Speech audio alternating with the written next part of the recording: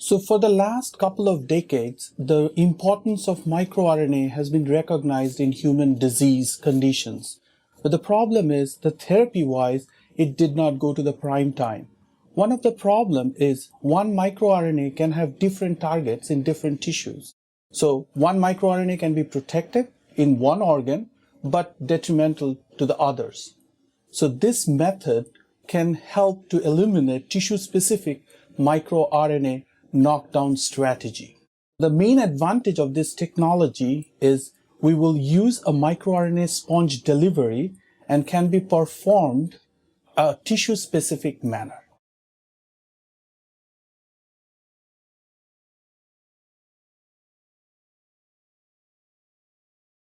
Begin this procedure with sponge design as described in the text protocol.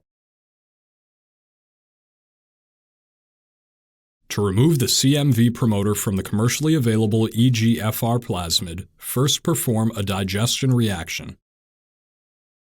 Following digestion, add 5 times the reaction volume of column-binding buffer.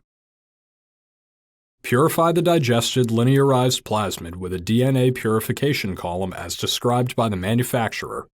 Elute with 25 microliters of elution buffer added carefully to the center column. Gel purify the digested plasmid on a 0.5% agarose gel by first adding 5 microliters of loading buffer to the eluted plasmid. Load the entire sample into one well on a 0.5% agarose gel. Include a separate lane with 500 nanograms of uncut vector. Run it for 30